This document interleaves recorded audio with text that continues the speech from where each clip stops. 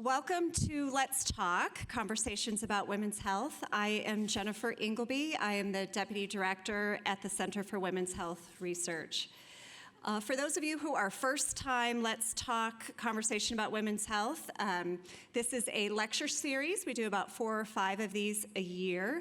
And the idea is to bring women and men together to learn more about their health. We have a wonderful resource, and one of the reasons we chose this picture was to show the expanse of the campus, and specifically where we are is where you see that purple arrow.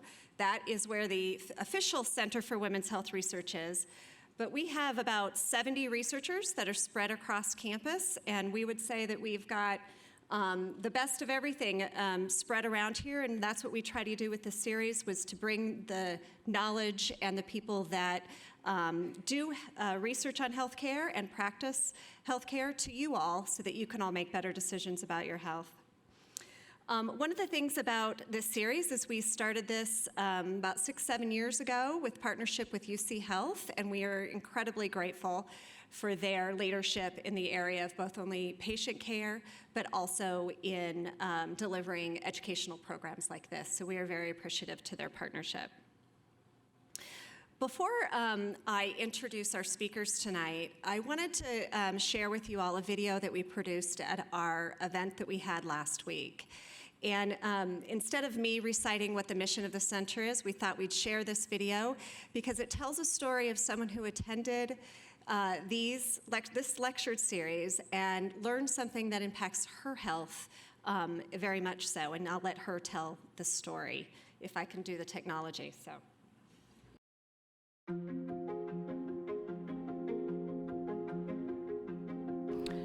It's frightening to know that with the health issues in my family that anything, could happen, and a lot has cropped up in my own personal health. The fact that women and men often can present differently, and the age delay in the onset of cardiovascular disease in women leads a physician to possibly have a bias. So I went back to my doctor and I just told him, I said, something is not right.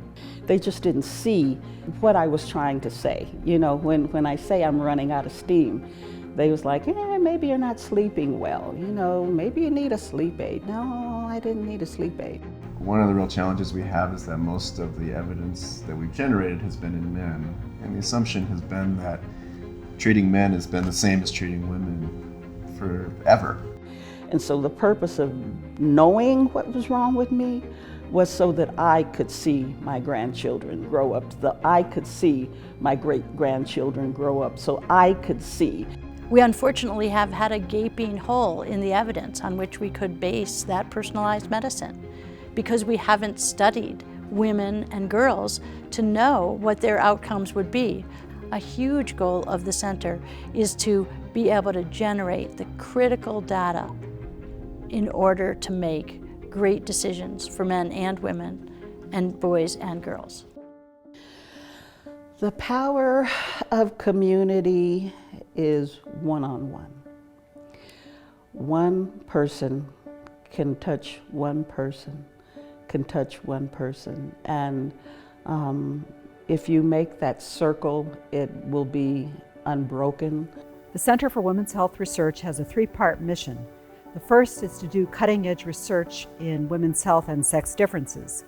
The second is to mentor the next generation of MD and PhD scientists to study women's health and sex differences. And the third is to educate the public and their healthcare providers so that everyone knows about the best possible care they should receive. I love the idea that as researchers, we are bringing an idea to life, that we have the concept, a question that we want to ask, and then we work together as a team to develop that question, to ask the right angles on it, to make sure we're controlling for the proper variables. And as it grows, it thrives and it can actually impact people. We are passionate researchers doing exciting work together as a group in order to impact lives. We have our center, and we make the link with the community to get people like Sherry out there know what messages they need to bring to women, to families, to men, it can spread like wildfire. I want to thank the Center for Women's Health Research, because had it not been for the series that they do, I could have went on saying Granny's just running out of steam. I could have went on asking my doctor, well, what do you think this might be? But when I attended that series of Matters of the Heart, I knew what it was, and I wasn't going to take no for an answer. So I thank them for all the work that they do, and I would just be prayerful that they can achieve everything that they set out to do. There's still a lot to be done, and supporting research is supporting better health.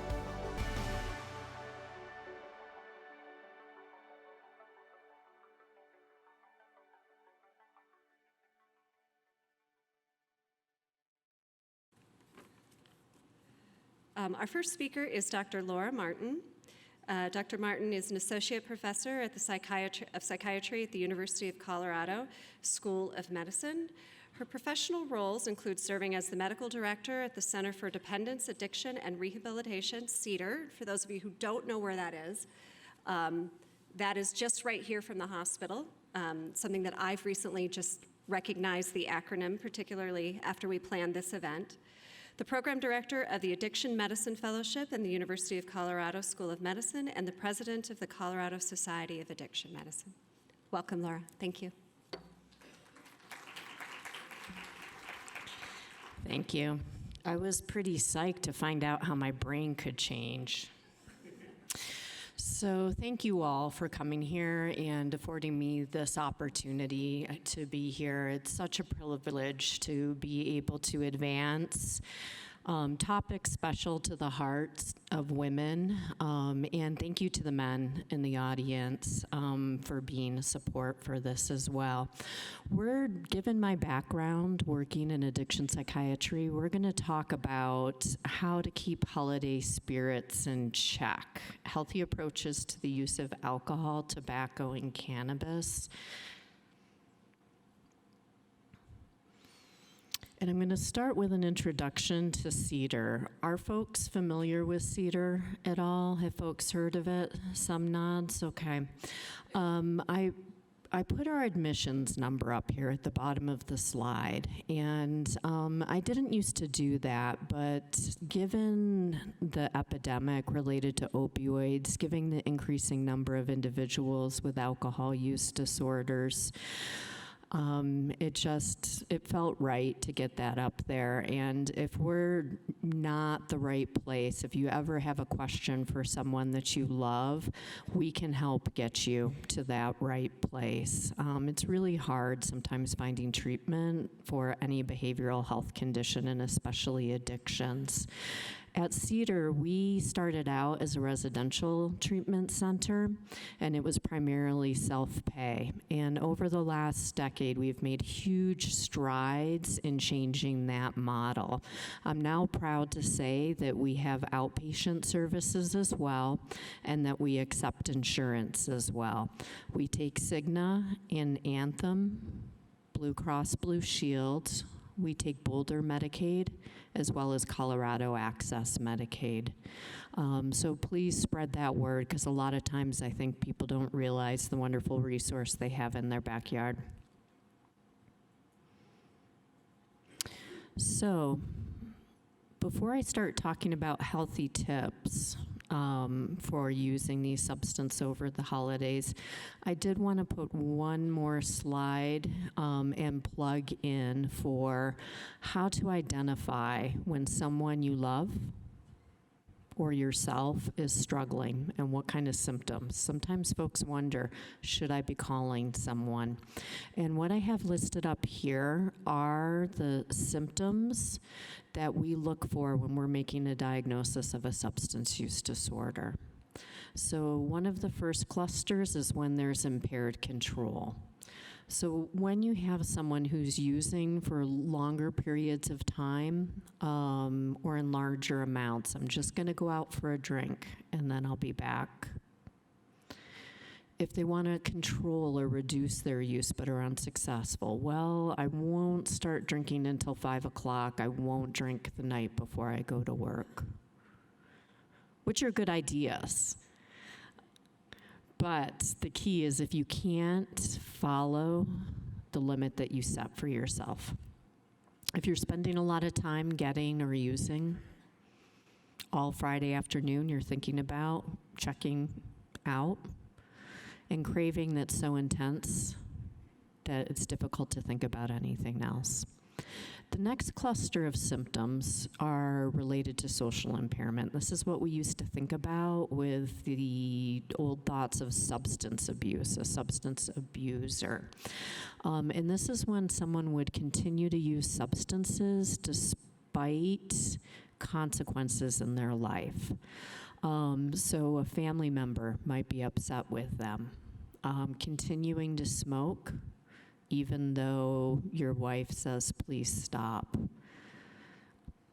The baby is affected by that smoke. If it's causing problems at work, you're missing work because of your substance use. Or if you're giving up meaningful social and recreational activities, you don't spend time with folks who don't use. Risky use, using in physically dangerous situations, when there's children around being impaired, as well as using despite physical or emotional consequences. It gives me a stomach ache, but I continue to use. It interferes with my sleep, I continue to use. And then if you develop dependence to a substance or someone you love develops dependence, even in the absence of other symptoms, you should get an evaluation. If they've developed tolerance, so the same amount of substance doesn't give them the same feeling anymore. So I don't feel that little bit of giddy when I have a drink. It now takes me 2, or it takes me 3. Eventually, as your brain becomes so adapted to the substance, you may never reach that giddy. And in the absence of the substance, you develop withdrawal symptoms. So that's the other symptom of substance dependence. Without the substance, without the alcohol, you're in withdrawal, you're anxious, you have tremors, you can't sleep, you're pretty irritable. Now, having said that, despite the large number of individuals that use legal substances, alcohol, tobacco, less so now, and cannabis, it is the minority that develop substance use disorders, but it's an important minority to help get help, because it's hard. If you want to learn more about addiction, Facing Addiction in America is the Surgeon General report that came out that's wonderful. And you can just Google that online and check it out. So when thinking about gender differences, unfortunately, with substance use disorders, we don't have as much research related to gender and sex differences in treatment. We do understand some of the differences in the course of the disorder. When we think about the acquisition of a substance use disorder or in the absence of the development of a substance use disorder, just with use of a substance, there are some big differences for women versus men. Women tend to metabolize substances less than men. And what that results in is a more potentially pleasurable effect or a toxic effect. This has been best mapped out with alcohol. And we know that because of the different body composition in women, women are going to feel more intoxicated for a given amount of alcohol that they ingest. The other thing we know about women with alcohol use is that one of the enzymes that breaks down that alcohol is not as plentiful in women as in men. So they break down alcohol more slowly. So again, given a same size female and male, the female will become more intoxicated. And that's an important thing to remember, not only for yourself, but to educate your children as they begin to experiment and use these substances. We see this with other substances in addition to alcohol. For instance, with cigarette smoking. Women tend to smoke fewer cigarettes a day, but because of their lowered metabolism, they get the same cognitive effects from that smoking. The other thing that we know about women is when they use a substance, they more often use that substance to change a state or to self-medicate. They're feeling anxious. They're feeling isolated and sad. In juxtaposition to men who tend to engage in alcohol and drug use as part of risky behavior or as part of a group. Now, when an individual continues to use substances, if they're going to develop a substance use disorder, we tend to see escalation of their use. And for women, we know that that escalation occurs more quickly. We call that telescoping. And as a result of telescoping, women at an earlier stage of their illness will be more addicted. They will have more health ramifications of their illness. And then once a woman develops a substance use disorder, she's going to be more likely to relapse and have shorter periods of abstinence. Now, we're still trying to figure out how much of this is related to biology, how much of this is related to other psychosocial concerns. It's harder for women to get into treatment if they're the main caretakers of children or elders. All of this contributes. Now, to switch over more to non-problematic substance use and thinking about alcohol, I think one of the most important holiday tips is to keep track of how much you're drinking and to be aware of what at-risk drinking levels are. And for women, that's 4 or more drinks per setting. And for men, that's 5 or more. I just saw some eyebrows go up. I similarly feel the same way when I see those numbers. I'm like, whoa! And it's not like in college where someone's doing that. You watch them do that in a 15-minute period, right? Frequently, individuals will be at dinner parties, right, that last for hours. That limit still counts. Ideally, each drink no faster than 1 drink per hour. That's the average for how quickly it metabolizes.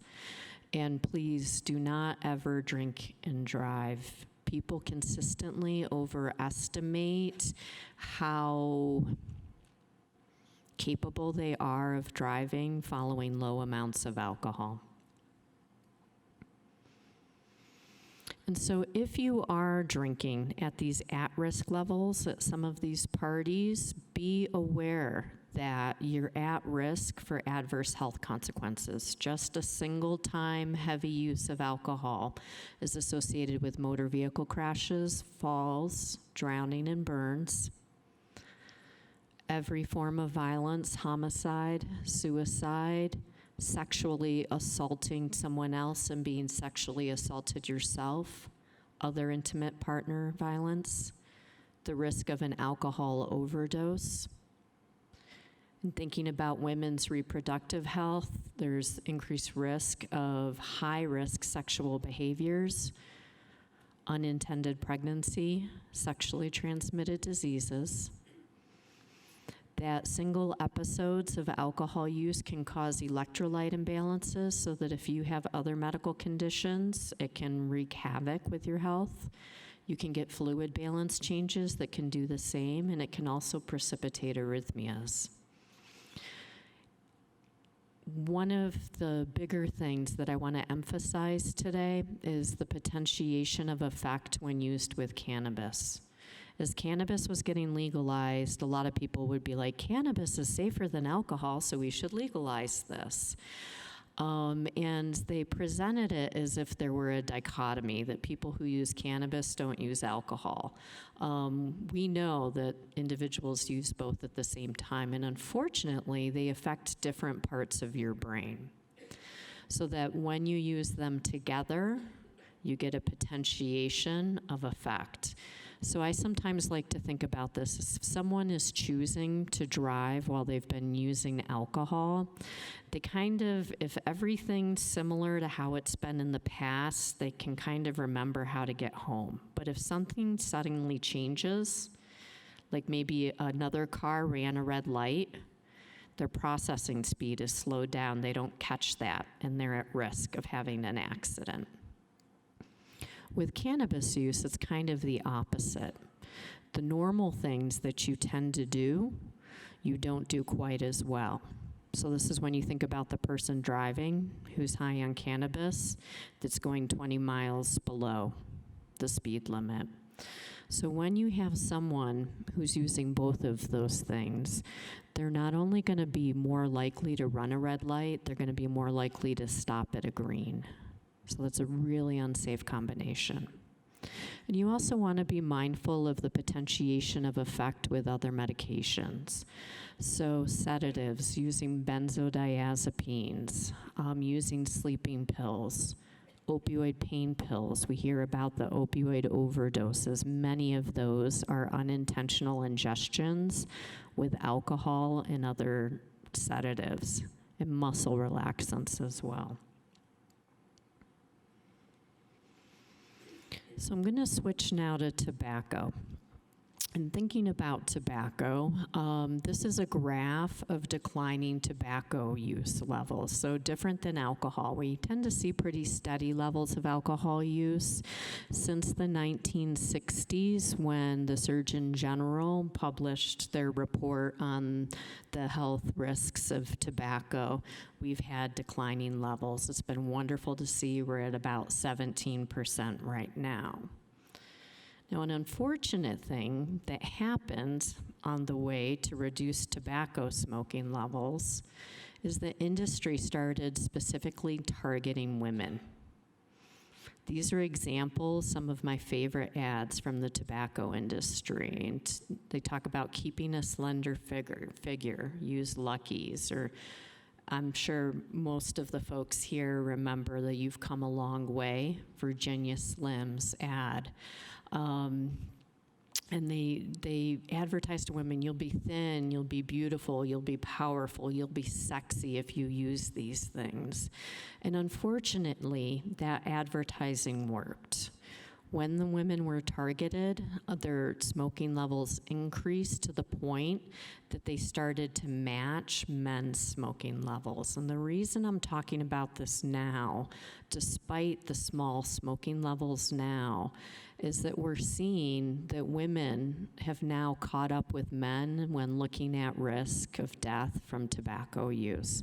Unfortunately, now women experience lung cancer, similarly to men, increased risk of COPD, ischemic heart disease, stroke, and early death. We've made a lot of inroads with tobacco. The healthy tip that I want to bring up for this holiday season is related to e-cigs and vape, because this is like tobacco 2.0. This is how the industry is getting individuals hooked on nicotine again, and the studies are already coming out that they're going to be at increased risk of using tobacco. And yet most individuals will use e-cigarettes because they think that it's healthier. In some ways it is. And because they think they won't transition to tobacco. And over the holidays, I think there's going to be a lot of young individuals that come home that will be using these products, and it's helpful to be educated about these products.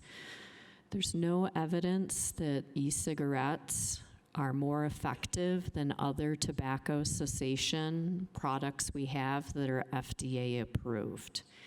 There's no evidence that they're less harmful. In fact, there's some evidence that e-cigarettes may negatively impact tobacco abstinence. We know that the vapors from e-cigarettes are a complex mixture of chemicals.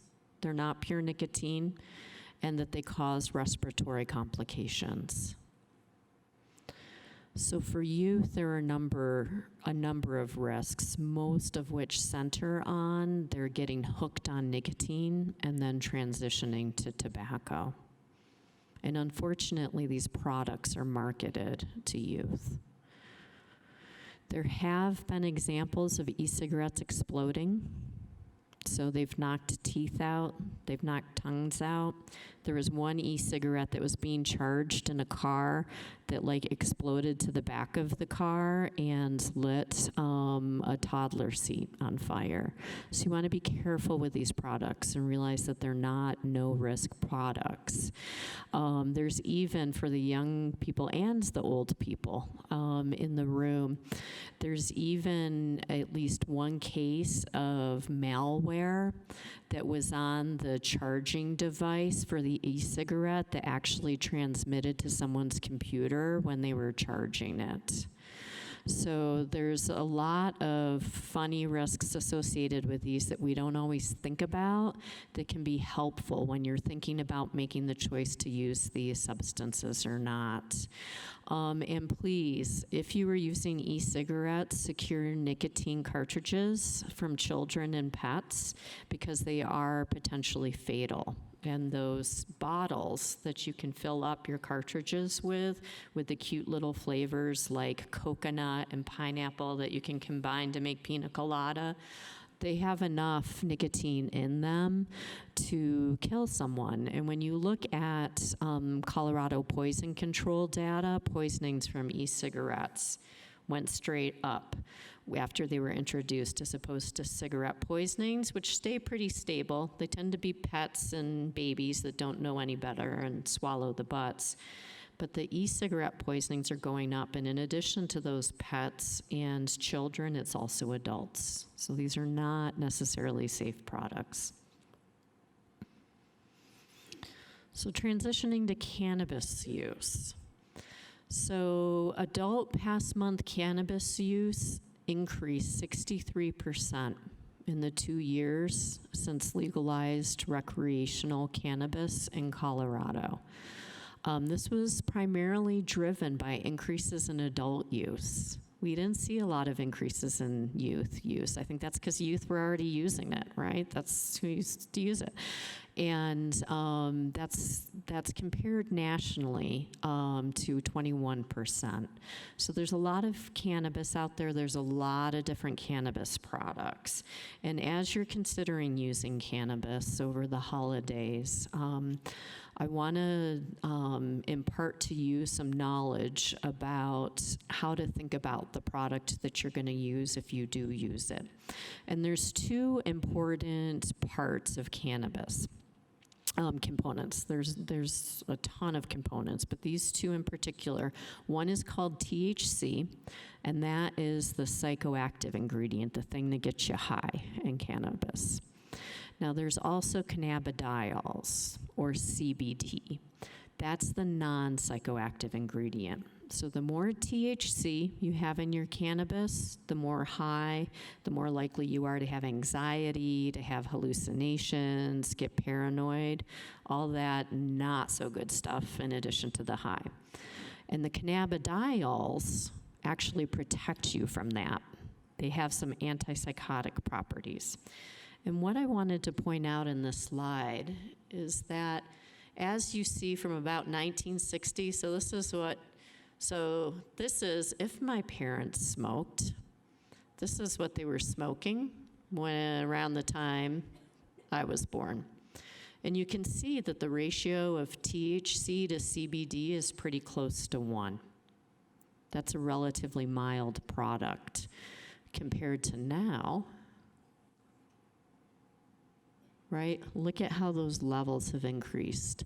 This is only to 2011. So this is what used to be considered skunk, probably a decade ago, high potency weed. And you can see the ratio of THC is much higher than CBD. So that is not healthy. And when we look at Colorado, right, so this is so we have medical marijuana that's, we have dispensaries at this point. And then right around 2013, 2014 is when we transition. I'm sorry, I'm having a hard time with this pointer on the slide. It kind of matches. But you basically see that THC levels in Colorado spiked. Like they started out at that 10 to 12% that we saw on the previous slide, right, in 2011. And with commercialization, they've gotten up to 35% THC. So this is not your parents' weed that you're using. And if you use products that aren't smoked, you're vaporizing your products, or you're dabbing. So you're creating a vapor with a fire and inhaling that. You can get up to a potency of 80 to 90%. And so I wanted to discuss with you the risks associated with that, so that you can recognize if it's happening with someone. Because with edible products, with vaporized products, you can't identify the use as much as you can with just the smoked products. So be aware that there can be dizziness, dry mouth, nausea, fatigue, sleepiness, in addition to getting high, confusion, hallucinations, throwing up, increases in heart rate and blood pressure. And please don't use cannabis and drive. This is data that's coming out from Colorado Department of Transportation that's looking at marijuana positive drivers and fatal traffic accidents. And there was a survey that was done that showed that many individuals using cannabis products do drive shortly afterward and don't feel that they're impaired. And that's not safe, and we don't have enough evidence yet on what safe levels are. So please, if you use cannabis, use Lyft. So how to take a break when you don't have a drink, smoke, or a toke. I was gonna do a quick exercise here with you all. Practice on sensory guided imagery. Does anyone here know how to do that, or has anyone done that before? This is a great tool that you can use when you can't find that closet to hide in. Maybe that's just my reaction from the holidays. So if you feel comfortable, I'm gonna lead you through a sensory guided imagery experience right now. Is there anyone who's uncomfortable in beaches? Because I'm gonna try to take you to a beach right now. Okay, so if you feel comfortable, close your eyes right now.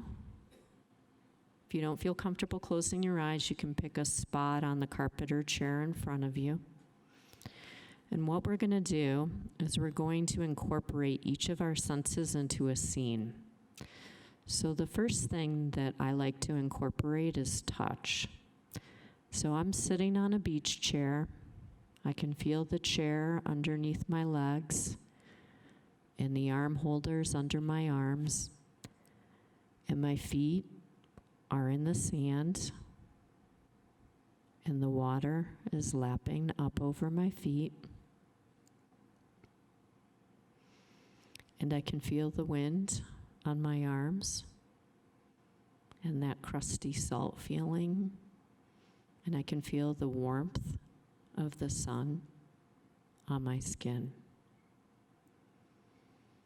Next, I'll bring in the sights, and I can see that ocean in front of me and the seagulls flying above, dipping down, and see the children playing on the beach. And if I incorporate the sounds, I can hear the cries of the gulls, and I can hear the laughing of the children. And as I take a breath in, I can smell the salt with the sunscreen, and I can taste the salt. And as you practice bringing yourself into a scene like this, it will become more and more natural. I'm at the point now where I can be staring with furious eyes at my children, screaming, and I'm playing the scene in my brain. They never know. When you feel comfortable, go ahead and open your eyes. And I hope you have a rockin' holiday. Take care.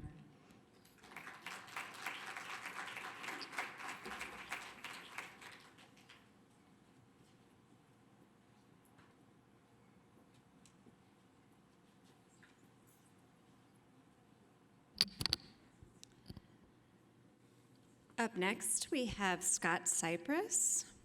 Scott is an assistant professor at the University of Colorado School of Medicine and the clinical director of the Stress and Anxiety Program of the Helen and Arthur Johnson Depression Center. Dr. Cypress has worked for the past 13 years in various clinical roles, including Director of Anxiety and Stress Programs at Children's Hospital Colorado. He has also worked as a psychologist for the active duty military at the Buckley Mental Health, as well as working for many universities and student health services in various roles. Welcome, Scott. Well, thank you all for having me.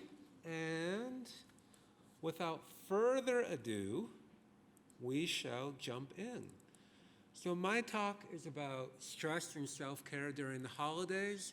And just like Apple, I'm on version 3.5 of my talk. I keep upgrading when it comes to research and what I do.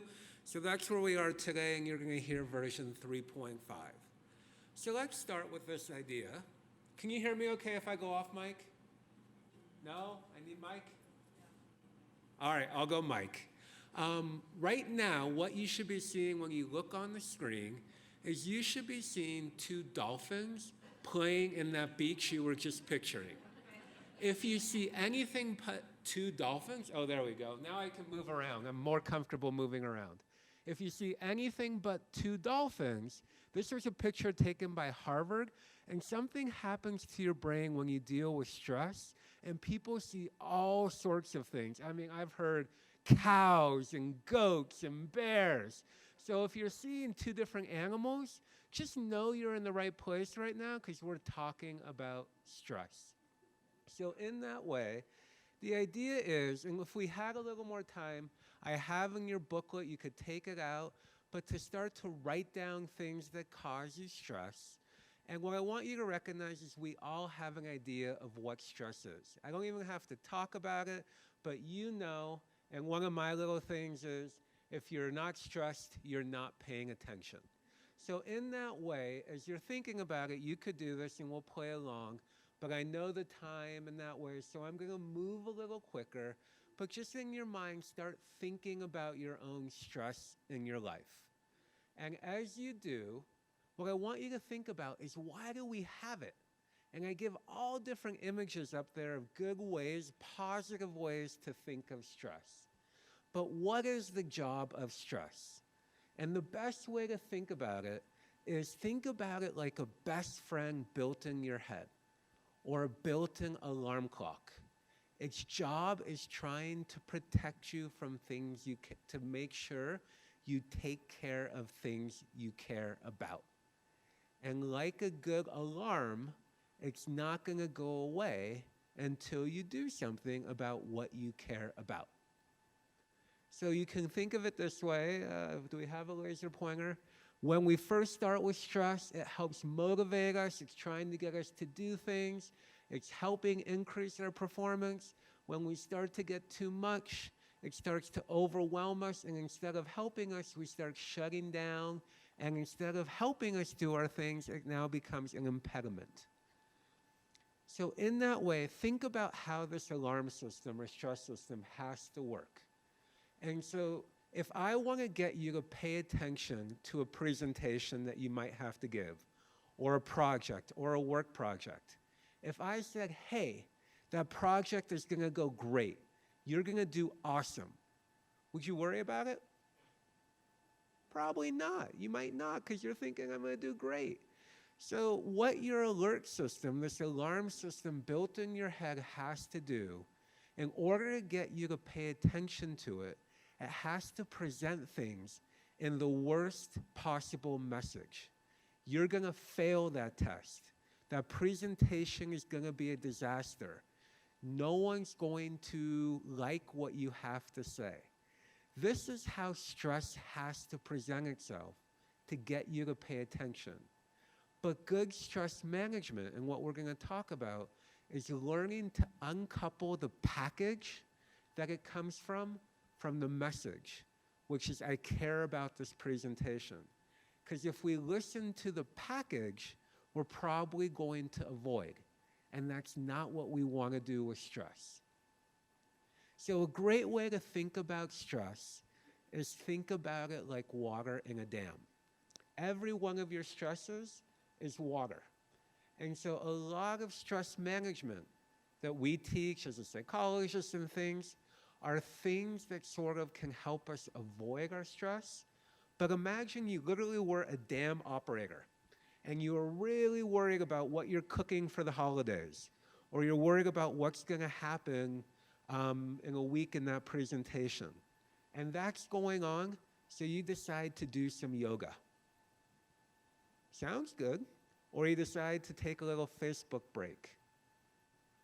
What's happening to that water as you're taking a break, that water about that upcoming event? That water's not going anywhere. If anything, it's rising because you haven't been dealing with what you're stressed about. So good stress management is not avoiding what we're stressed about. It's figuring out and listening to our stress and then coming up with plans of what we're going to do about. And that's sort of, if you ever look at a dam has two ways to release water. It has these main valves up top, and that's what we're talking about, identifying what makes you stressed, coming up with plans of what to do about. And it also has these auxiliary valves down below that help, oh, there they are, those auxiliary valves that help keep the pressure out. So think of those traditional stress management things, and we'll talk about as self-care, are all good things that help us keep the pressure out. But when it comes to good stress management, we have to start dealing with what we are worried about. And that's how we turn off the alarm. So in that way, you are the dam operator. So first thing we have to do with stress, one of the first key tools is we have to listen to it. So if your stress system is worried, as I said, about a big holiday event, and you're avoiding it, that alarm system built into your brain is not going to go away. So a lot of times you might have heard people say, block out your stress, don't pay attention to it. It's actually the worst thing we could do. Because that alarm system is going, you don't get this is a big deal. I have to up the ante. I have to make sure you get, we have to pay attention to it. So the first thing I'd recommend with stress is some sort of statement like this in your head when you hear it. I hear you, stress. I hear you, warning system. I hear you, alarm. Name it your best friend. I hear you, Sharon, trying to tell me. I hear you, you can think of it as your mother, your overprotective mother, trying to make you think about things. I hear you, mom, trying to get me to focus on this. Whatever works, but your job is not to block it out, it's to tune in. And once we tune in, then as I said, you have to unpack the way the message is delivered from what the message is about. So in that way, think about, as holidays are coming up, these might be some thoughts that might come in my head. These holidays will suck. I'm going to burn the food. How am I going to get all these things done? So that's how the message is going to come. But what's the underlying message from how it's being delivered? The message is, I care about the holidays. I care about how the food's going to come out. I care that people are going to enjoy it. So learning to say and take away the message. So now turn to that person, maybe they're a friend of yours, came in, and share with them one thing you're stressed about when it comes to the holiday and how it might be coming out in your head or holidays, and one way of what probably the underlying message is. So what this would look like, my mom, or whatever you want to call it, my worry brain is telling me that Thanksgiving's going to be a disaster and my family's going to throw a big scene. So that's what my worry brain's telling me. But what it really, now that I hear it, it just tells me I care about everyone enjoying themselves on the holidays. So take a minute and go for it. Make a friend, say hello, share something that makes you stressed, and what probably that thing is you care about.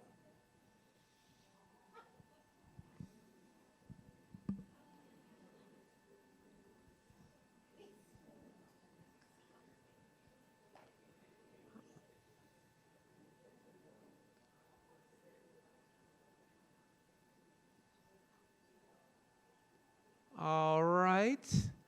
I wish we had a little more time. But then, here's the next step of what you want to do with your stress. Once you listen to it, you know what the message is about, you're going to do one of three things. You're going to categorize your stress. The first thing you're going to decide, is this something I can do something about? Is it a fixable issue? So if I'm worried about having enough food for the holidays, can I fix that? Do I have control? Yes. And so what we want to do, and we'll talk, with fixable issues, we want to come up with plans and fix it. That's simple. With things that are unfixable, we want to still deal with it, but we're going to deal with it a little differently. Unfixable issues we'll go into. Actually, I have a slide for it. I just realized in my head, so I'll wait for the slide. Or the third category is, am I overreacting? So unfixable are things I can't control. Fixable are things I have control over. And overreaction is anxiety. Is I am more worried about this than I need to be, than the time calls for. So one of those might be, how's it going to go with my kids in 20 years at the dinner table for Thanksgiving? What's that going to look like? That's an overreaction. We're right now, my kid is 11, 9, and 4. If I'm picturing 20 years from now, my alarm system's overreacting. And I want to do something different with each stress. So really fast, going to help you see if you can figure it out. So we're going to decide, is this fixable, unfixable, or an overreaction? So first, I don't know what the menu will be for Thanksgiving. Fixable or unfixable or an overreaction? Fixable. Number 2, how will I buy a house in 25 years? Overreaction. I don't know how my mother-in-law will react to my cooking. Unfixable. My mom was diagnosed with MS. Unfixable. What will I have for breakfast this summer? An overreaction. So you can start to see we want to listen to our stress, but then we want to start categorizing it. And what we want to do is we want to act accordingly. So fixable issues, we want to come up with action plans, we want to use our good problem solving, and we want to tell our alarm system why it doesn't have to worry, how we got it covered. Okay? So in that way, and what helps with the fixable issues, having plans, letting someone know how you're going to take care of it, building an accountability, getting help from people, and planning and having organization. And over the holidays, all these things can help you so much, especially coming up with plans. The more plans you have of how you're going to handle all the different roles you play and how you're going to juggle is one of the best ways you can relieve your own stress. So now the unfixable issues are harder, but we still need to deal, but we don't fix them, we get support for them. And so in that way, fixable issues are about sharing, talking about them, releasing them, letting them out. They can't sit and live in your head. That leads to other issues. So if you need to, you can journal them, you can talk about them, or you can put them into things creative. So you can put that into poetry, art, music. I put them into my workouts. If I work out and I block it all out, that's that bottom part of the dam. If I'm thinking about what I'm feeling and figuring it out and putting it in, I'm really mad at my mother-in-law because she made fun of my carrot cake last time, and put that into my workout, that's releasing it. So what I want you to think about, part of what helps releasing it is we need a team. We need a support team. So I identified, I call it kind of, what do I call it? I've been moving away. I call it sort of the advocacy formula. I have it up there. I should probably look at my own slides once in a while, I would say. So the advocacy formula, it's pretty simple, but it's stating these three things.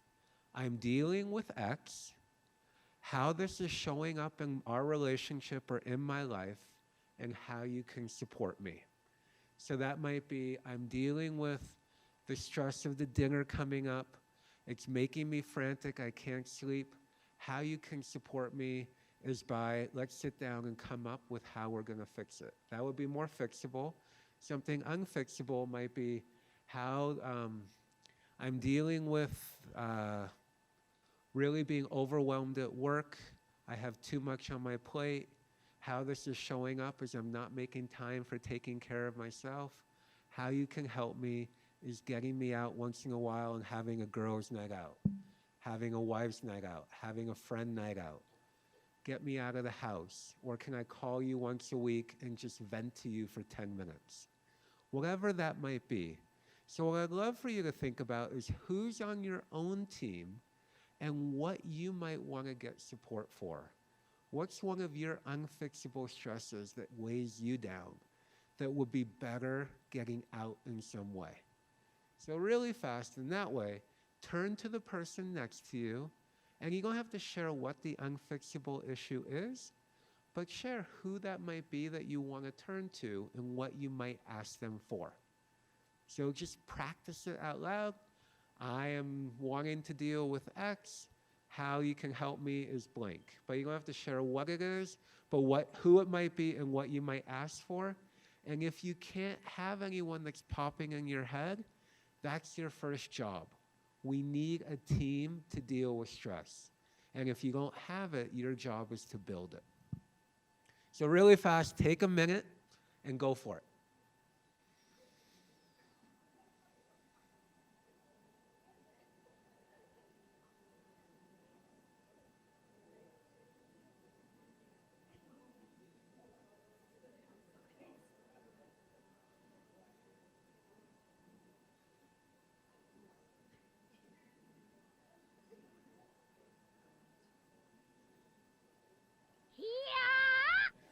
All right. Now we're sort of, what do we do with our overreactions? And this is what I do all day long as sort of the anxiety director, is I teach people how to tame their stress system or their anxiety system. And the first thing you need to learn with your anxiety is that you need to be able to talk back to it. Sometimes you need to be able to help it get perspective, because sometimes it worries too much. So the first way you can do that, I call on a number scale from 1 to 10 with using a number system. And I now want you to help your anxiety system or stress system get some perspective, what a 10 is. A 10 is a life or death situation, a cobra in the room, a gunman in the building, something where your life is on the line. But if that's a 10, what's Thanksgiving dinner? What is finding the right holiday gift for someone you care about on a life or death scale? So learning to say, anxiety, you're turning this into a 10. This is a 2. We got this. You need to get some perspective. Chill out. The next one is the alarm system sometimes doesn't like to turn off. It likes to be in control. And just like I grew up in the age of silly rabbit, tricks are for kids, I say silly stress. That was a good trick. You almost got me by getting my heart going, by catastrophizing, by repeating yourself. There you go, got me working up. I'm not going to let that work. By calling out its tricks, by knowing what it's trying to do, you can diffuse its power. So in that way, that's another way. There you go, worrying again way off into the future. I know your trick. You're just trying to get me worried right now. I'm not going to let that work. This is the one I use the most, is mission in life. This is a values-based approach to dealing with your stress. So for example, saying my mission is to have a sane holiday. My mission is to have fun and enjoy the holidays.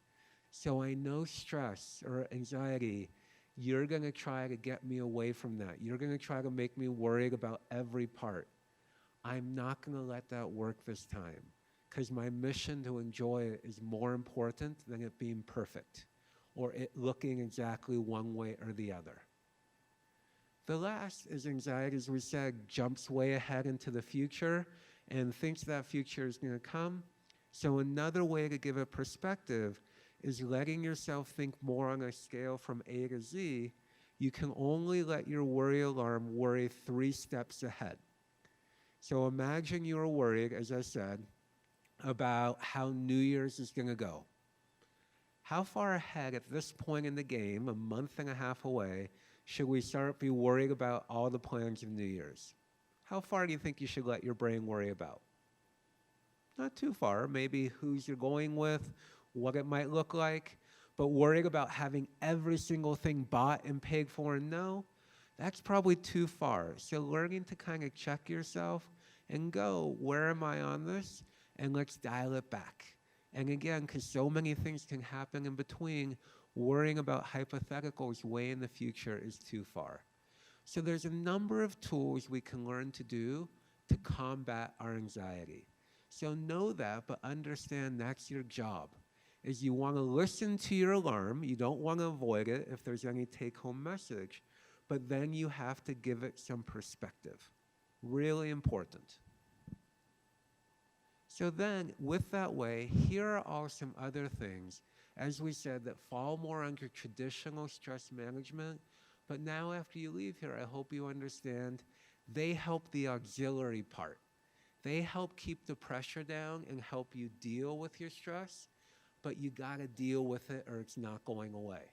So yoga, meditation, the right nutrition, sleep is a big one, exercise, being connected with people, doing things you love, doing things you're good at, music, calming activities are all good.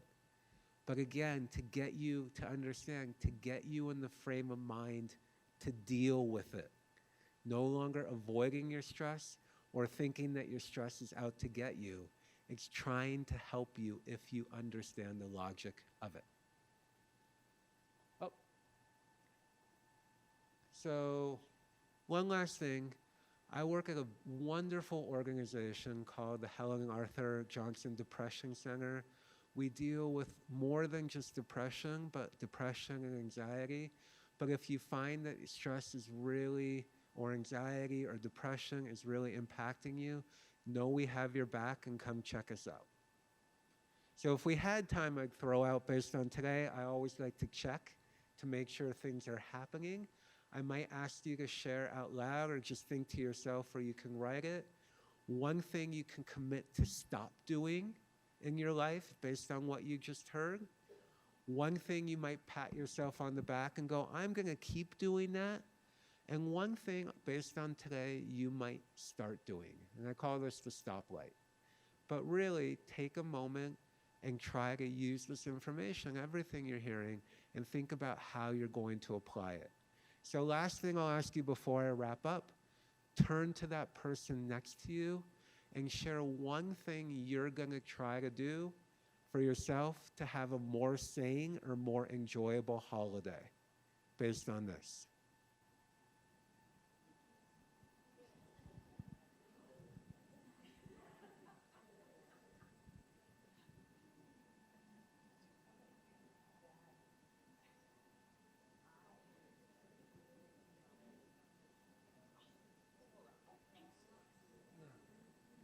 All right, you all have been great. I'm going to pass it on to another colleague.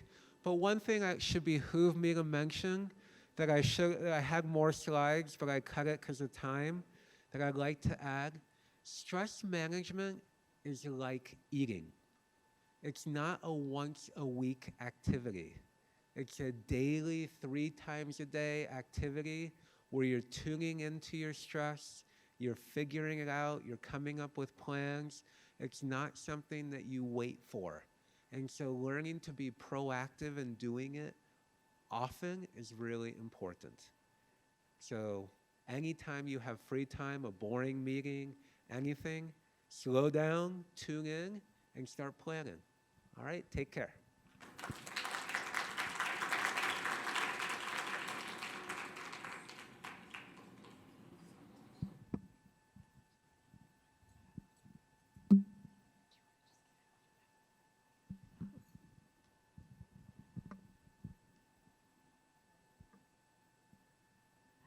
And our last speaker is Lisa Wingrove. Lisa is a registered dietitian and a board-certified specialist in oncology nutrition.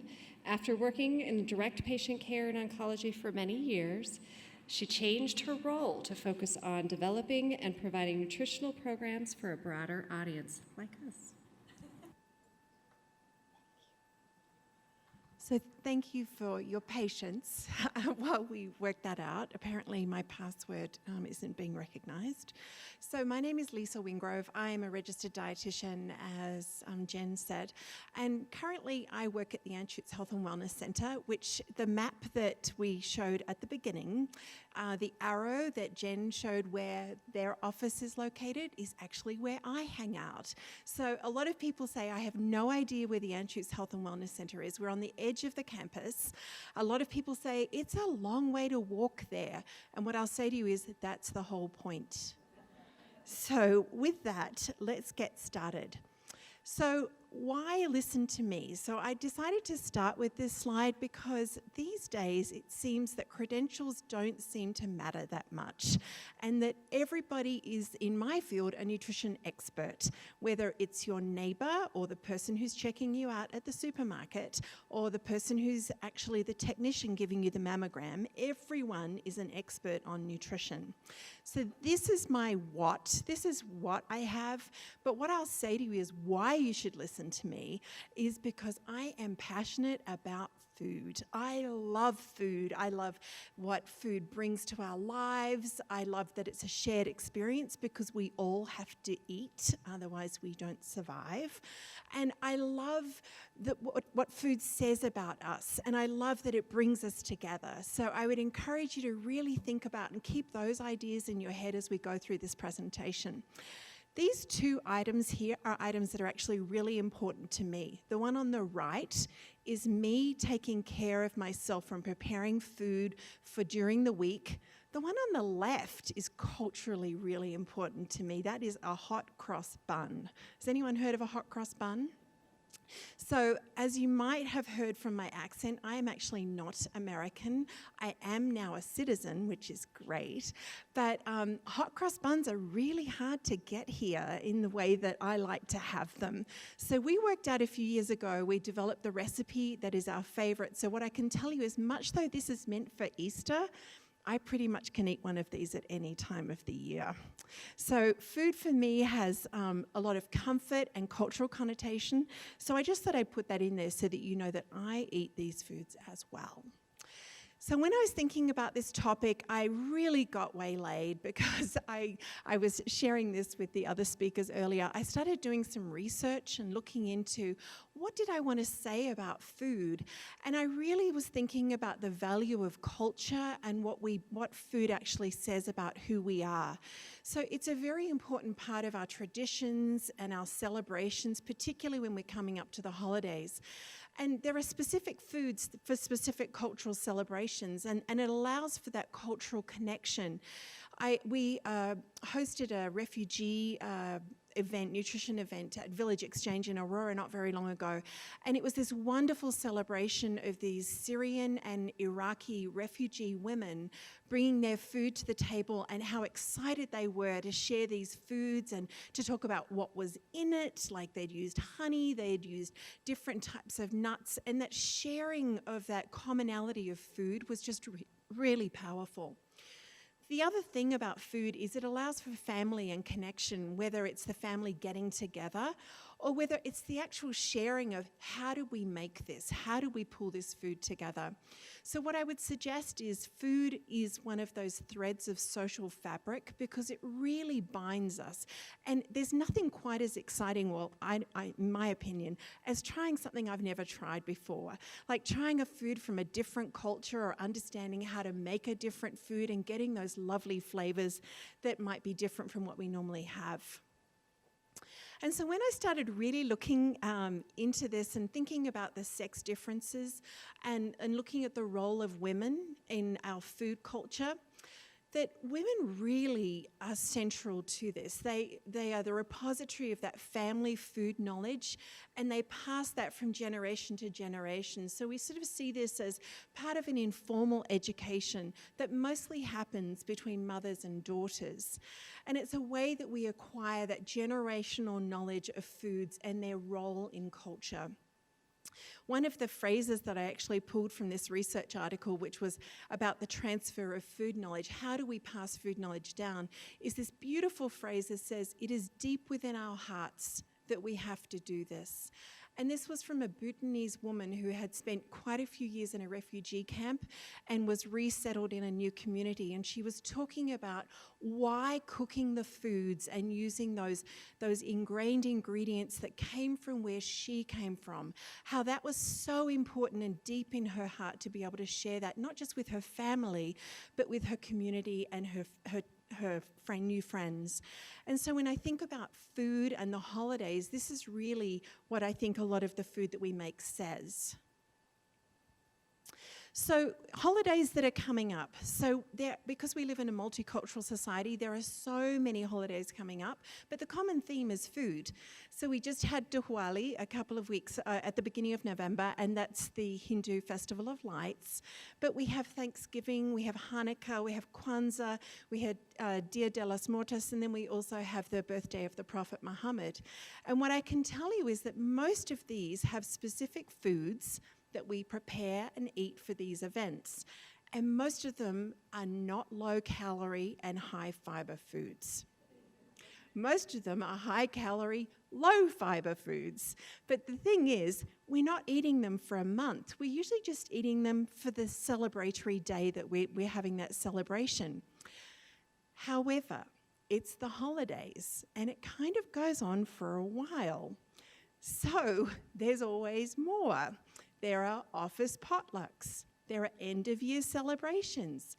All of a sudden, people feel that they need to have candy in their offices. We have cookie exchanges. I haven't been invited to a vegetable exchange yet. There is gift giving, which may well focus on food. And then there are the holiday parties where you may or may not be invited to bring a dish. And when I Googled potluck PDF, I just got some remarkable offerings. And so I really like this one, mostly because all of that food looks absolutely delicious. However, it's all high calorie, low fiber, low nutrient food. And there's going to be a lot of it around. So, thinking about that, I also thought about sex differences in choice of the foods that we choose. And I found this wonderful article, which actually made me feel quite justified. It was talking about if you're a different gender, you might make different choices with foods. And talking, we were talking before about we all eat, but we don't eat so much for survival anymore. We eat because it's a pleasure and we really enjoy the whole process of eating. We all know I shouldn't say that. Most of us know where our next meal is coming from. Of course, there are people who are not as fortunate as to be able to do that. But when I started looking into this research, I found this article, and what it said about women was that women know more about food and nutrition-related issues. They're more likely to go on a diet. They perceive themselves as needing to lose weight regardless of how they appear. And the article explains that there is different brain activation between men and women when food choices are made. This was the kicker. High-calorie foods trigger greater activity in brain regions deciding behavior control in women compared to men. So when those high-calorie foods are there, we get that increased enhanced activity of, wow, I need to make a decision about this, and it's actually documented that men respond in a different way. So for those people who are really excited about the holidays and they just can't wait to eat all that great food that's going to be around, I have a foolproof way for you to maintain your healthy weight for the holiday season, and it is exercise. So Scott mentioned a little bit about exercise, and he actually was sharing before that the way that he likes to take care of himself is to run. And so if you already have an exercise regimen, I want you to maintain it and maybe step it up a little bit for the holidays. And you should be able to maintain your weight and not gain that 1.3 pound average weight gain for the holiday season. If you don't have an exercise regimen, what I would suggest is you adapt some tools to develop an exercise regimen. So the first tool is find someone that you like to exercise with, someone that you enjoy being with.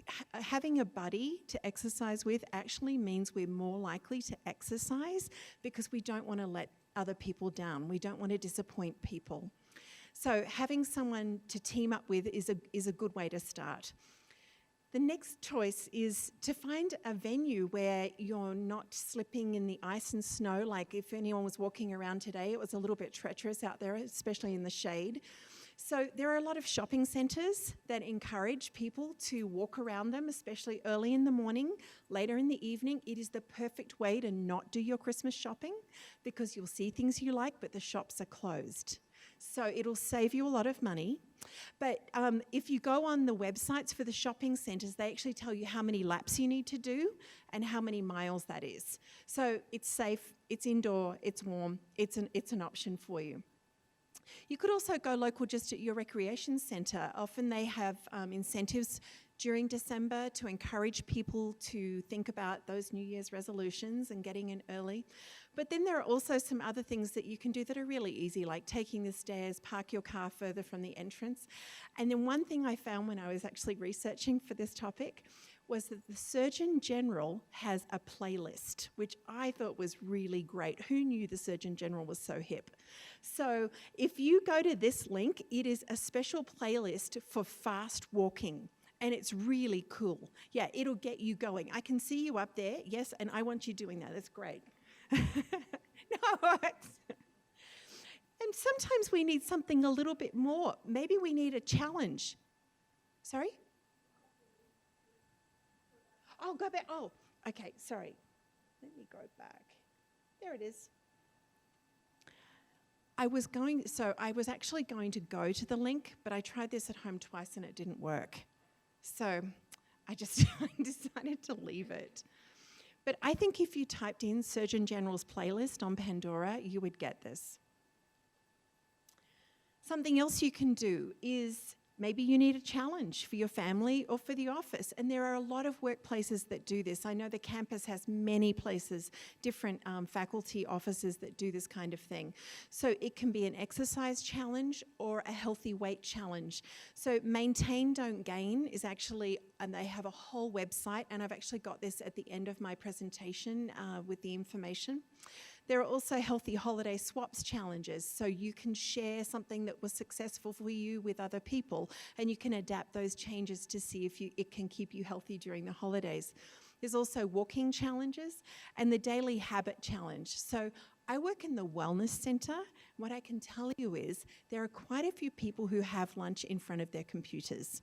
So if that happens where you are, that is just one small change that can get you up from your desk and moving during the course of the day. So healthy nutrition tips. So I thought I could have stood up here and given you 15 slides about healthy nutrition tips, but I actually just prefer talking more about the cultural aspects of food, because I learnt a lot doing that, and I hope that you enjoyed that as well. But here are some pretty easy tips for success. The first one is drink water. This is not rocket science. We all know we're supposed to stay hydrated. However, for a lot of people, it's really challenging to maintain your hydration during the day. What I can tell you is drinking water will help you maintain a healthy weight. And the reason why is because if you drink a full glass of water before you eat, you will not eat as much. Excellent choice. So you will not eat as much because when the water is in your stomach, it actually makes you feel full. So what we call that is calorie displacement. It actually displaces some calories that we might have eaten ordinarily. Another choice is before you head out, eat before you go. You'll actually make some healthier choices. You'll be at home so that you'll be going to an event already with something in your stomach. So it's kind of equivalent to not going grocery shopping on an empty stomach. It's exactly the same thing. If you're standing there and you're at a potluck or a holiday celebration and the table is laden with food, there are a lot of choices for you to make. Whereas if you already have something in your stomach, you're more likely to choose less when you go out. Another one that's super easy is use a smaller plate. If they've got 2 size plates, one for the entrees and one for the dessert, hopefully the dessert plate is smaller than the entree plate. But what I would suggest is use the smaller plate. Use that, and because we're less likely to overload a small plate. If we get a large plate, we fill it, and then we feel obliged to eat it. So starting with a smaller plate can actually help. And choosing fruit or nuts for your office versus candy, you won't be the only person who will be grateful for a healthier option in the office. And I know this is a public health message, and everybody knows this, but we also know that Americans don't eat enough fruits and vegetables on a daily basis. The recommendation is 5 to 7 servings. The average intake is 2 to 3. So we're a long way away from getting the nutrients, the vitamins, the minerals, and all the great things that come from fruits and vegetables. And so they're naturally low in calories. They're high in vitamins and minerals. They're budget friendly. They're pretty cheap to buy, especially if you're buying in season. They support most chronic disease issues. So I'm an oncology dietitian. Fruits and vegetables are an easy sell with my population. But what I'll tell you is cardiovascular disease, diabetes, renal issues, fruits and vegetables are going to be your friends. So tasty and delicious. They're full of fiber. You know how I talked about water filling your stomach? Fiber is going to do the same thing, because as soon as fiber gets into your stomach, it actually binds with the liquids in your stomach and it swells. So it actually can make you feel pretty full. And now I'm going to just talk a little bit about mindful eating. So has anyone heard of mindful eating? It's a pretty common term these days. So what does it actually mean? It means thinking about why I'm eating. Am I hungry? Am I hangry? Am I depressed? Am I sad? Am I lonely? Am I stressed?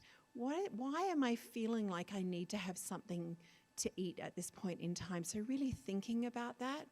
But when we think about mindful eating, it really comes down to that eating slowly. And I know I heard this from Laura and from Scott as well about that mindfulness.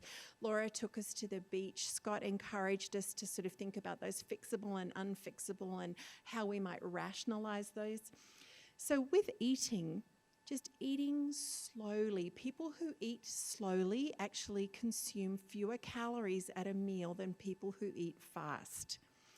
And what it does is it actually lets your body catch up to your brain. So it actually sort of allows you to start reading those messages that your brain is sending you about satiety. I'm feeling kind of full right now. I don't think I need to eat any more. But if you're in a hurry, you can miss those cues. And so then you don't understand how it feels when you feel full. If you're thinking about having seconds, wait 10 minutes. And see if you still want to have seconds after 10 minutes, because that's going to tell you, is it hunger or is it something else? So it's really just listening to your body and sort of paying attention to it, just being mindful. The other thing is when you're eating, just eat. Don't drive. Don't sit there on the computer. I'm guilty of this. Sitting in front of the television, I know from personal experience, you can sit in front of a screen with a whole box of Cheez-Its and then they're gone. And it's like, wait, the dog wasn't in here. I don't know where they went. And you don't really have a great memory of them vanishing, but it happened. So just trying to avoid distraction with eating is important. So I really like this. This is actually a printable placemat that you could print out for yourself on mindful eating.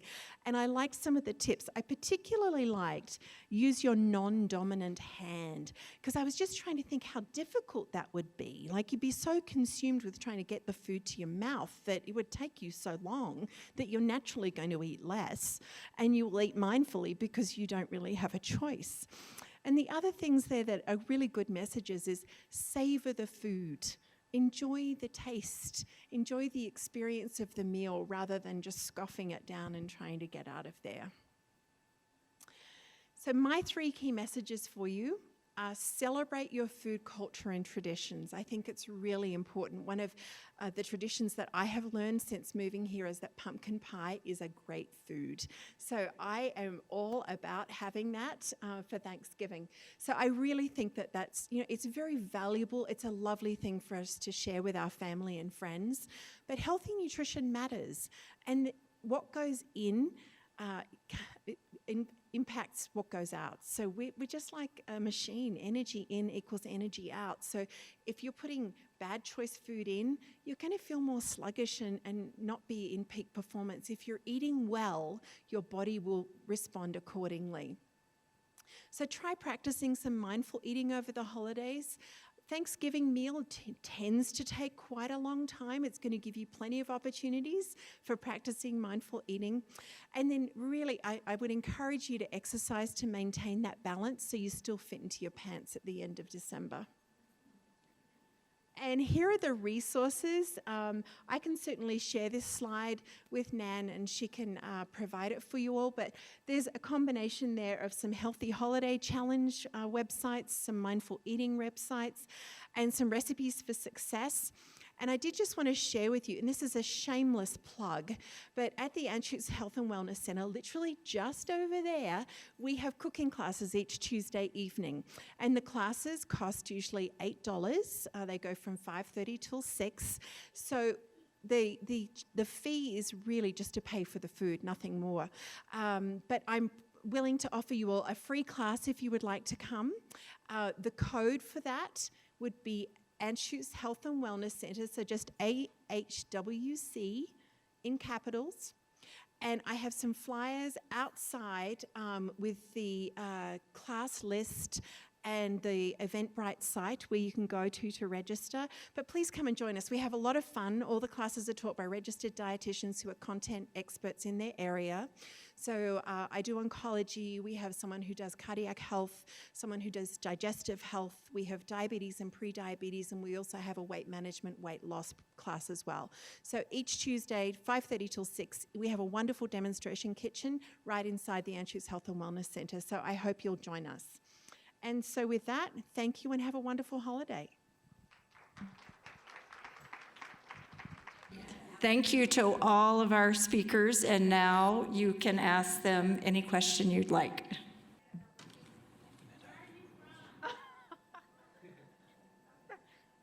I am Australian.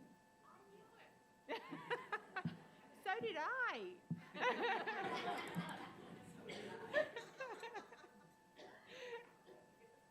No.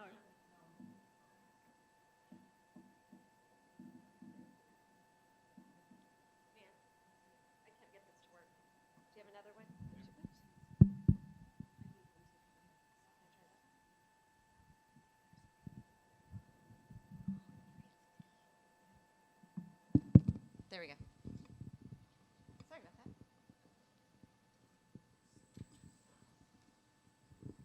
that. This is a question for Dr. Martin.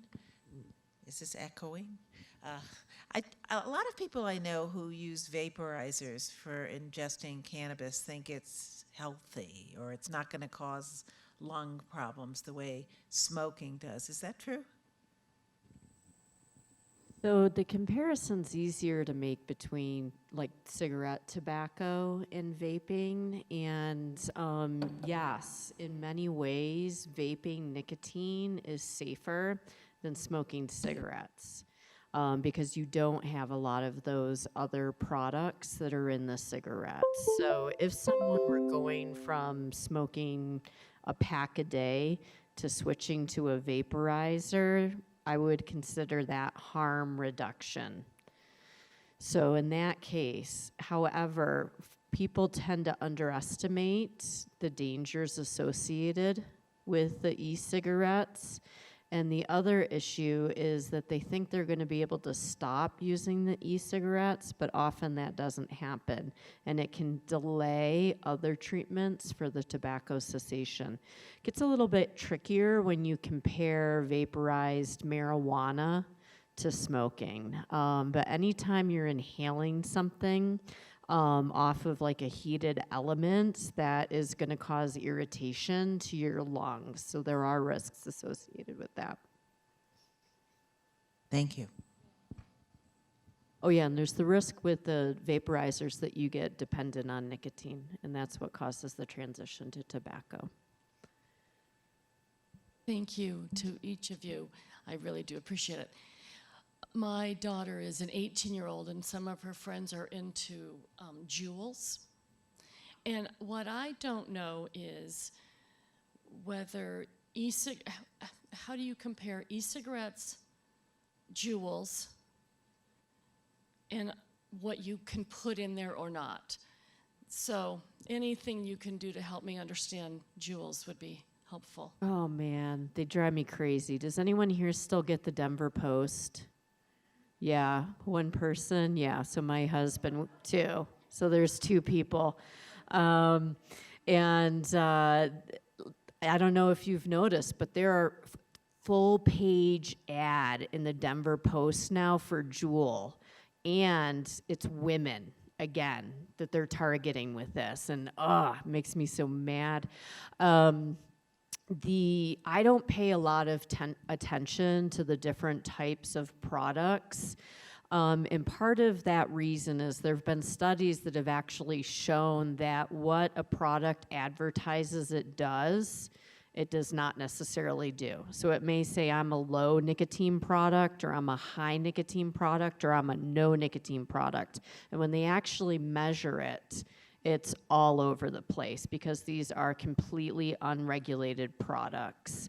So I talk to individuals from the standpoint of that there is no safe product. If you have a product that's contained, you don't have to add the nicotine to it, that's going to be a safer product. You want to be careful because when you start adding nicotine, that can get absorbed through your skin. So that's the other way you get potentially overdoses, is from getting that absorption in there, and you don't accidentally put too much of the nicotine in there. But they're like rampant in the middle schools, and it gets really tricky because when you've got a vaporizer, you don't know what, you can vaporize anything in a vaporizer, and so you just don't know. Maybe it's Juul, maybe it's cannabis, maybe it's meth. You don't know.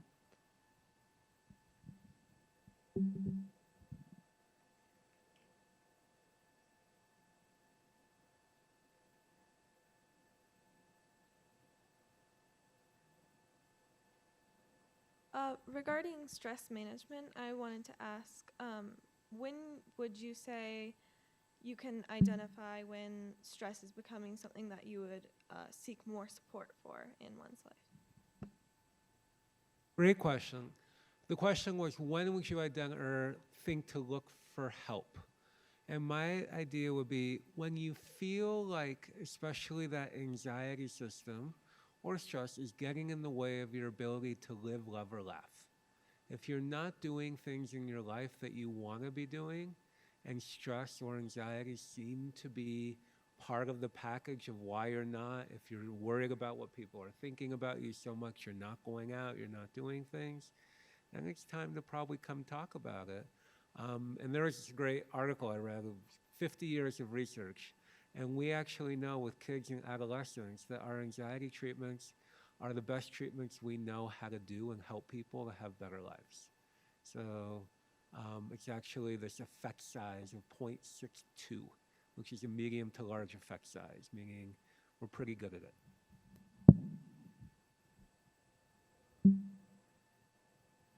What? Oh, so a meta-analysis is this idea where they look at all these individual studies and they pull all the data together.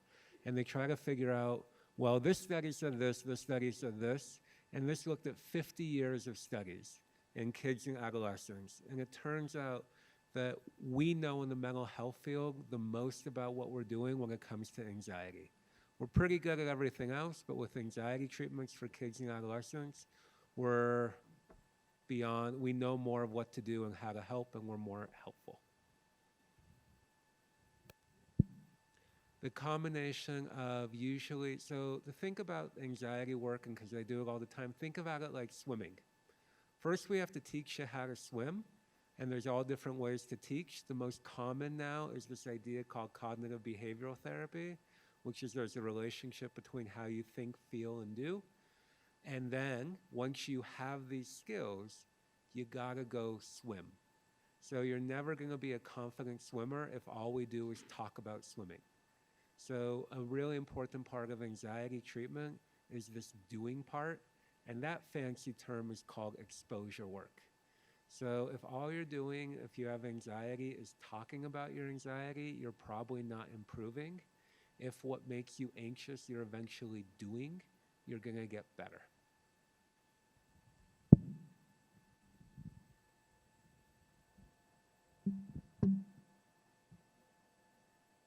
Want to have a last question?